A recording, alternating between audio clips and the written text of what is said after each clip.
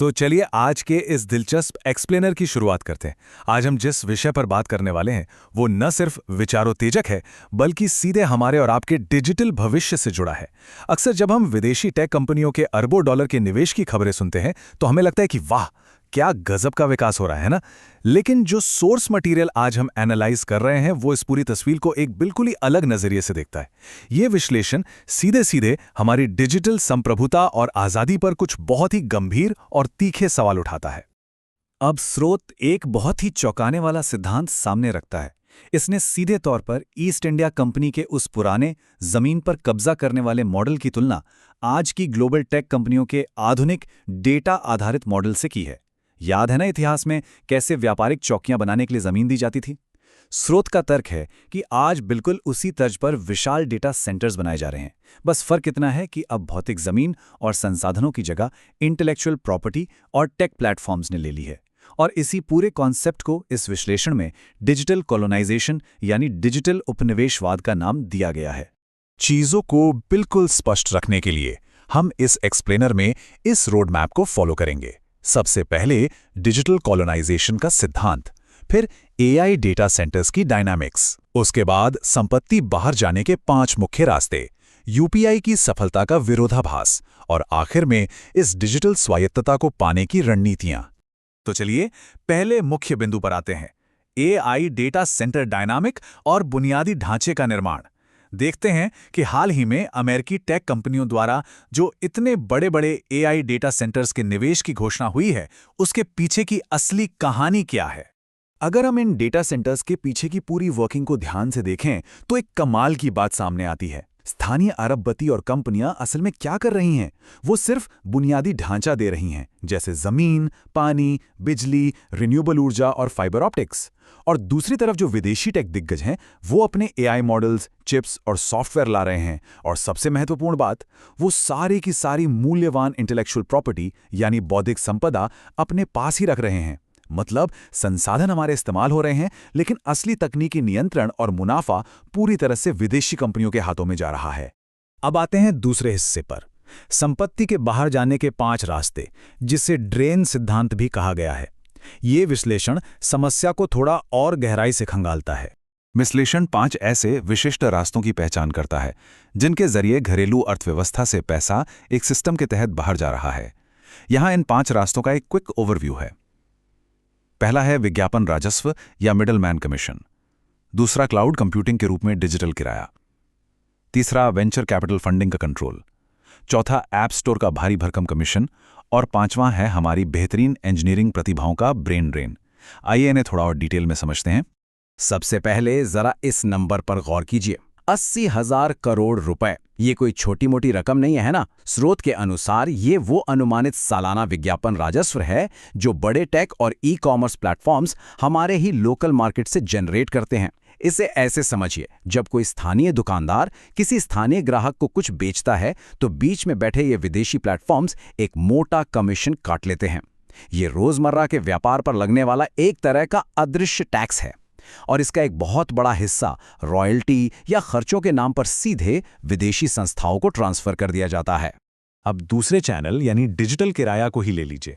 स्थानीय cloud market का 65% हिस्सा सिर्फ 3 विदेशी कंपनियों के कंट्रोल में है। अब सोचिए, आप कैब बुक कर रहे हों, खाना ऑर्डर कर रहे हों या कोई सरकारी काम ऑनलाइन कर रहे हों, बैकग्राउंड में तो यही सर्वर चल रहे हैं। इसका सीधा सा मतलब ये हुआ कि हर एक डिजिटल लेनदेन का एक छोटा सा हिस्सा किराए के रूप में विदेशी सर्वरों को जा रहा है। मतलब साफ है, हमारी इकोनॉमी जितनी ज्यादा डिजिटल होगी, विदेशी इंफ्रास्ट्रक्चर कंपनियों को उतना ही बड़ा वित्तीय फायदा होगा। इसके अलावा यह विश्लेषण विदेशी वेंचर कैपिटल के प्रभाव को भी उजागर करता है।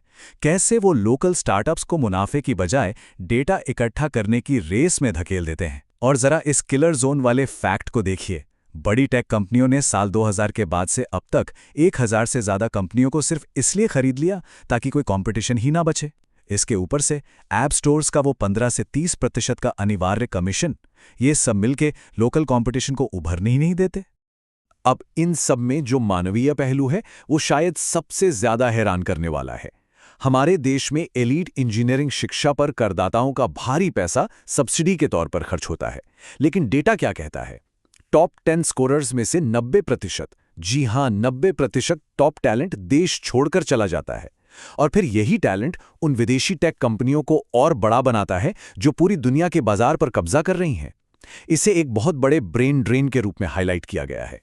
इसी के साथ हम आते हैं तीसरे हिस्से पर, यूपीआई की सफलता का विरोधाभास, स्थानीय नवाचार लेकिन विदेशी नियंत्रण। ये इस स्रोत सामग्री का सबसे दिलचस्प केस स्टडी है। डेटा देखने से पहले एक बहुत ही बुनियादी सवाल पर विचार करना जरूरी है। जब कोई देश अपने दम पर एक एकदम वर्ल्ड क्लास बेहतरीन डिजिटल पब्लिक गुड तैयार करता है, तो असल में उसका असली फायदा कौन उठाता है? यूपीआई का स्केल देखिए, जो कि वाकई कमाल का है। पिछले साल ही इसने 24,000 करोड़ ट्रांजैक्शंस का आंकड़ा पार किया। इसने तो ग्लोबल वीजा ट्रांजैक्शंस को भी पीछे छोड़ दिया है। आज ये दुनिया भर के रियल टाइम पेमेंट्स का लगभग 49% हिस्सा संभाल रहा है। और तो और सिंगापुर, फ्रांस और यूएई जैसे देशों ने भी इसे अपनाया है। ये एक जबरदस्त सफलता है। लेकिन यहीं पर आता है वो बड़ा ट्विस्ट। इतना शानदार और बड़ा बुनियादी ढांचा बनाने के बावजूद कुल लेनदेन का 83% हिस्सा विदेशी कंपनियों के ऐप्स द्वारा प्रोसेस किया जाता है।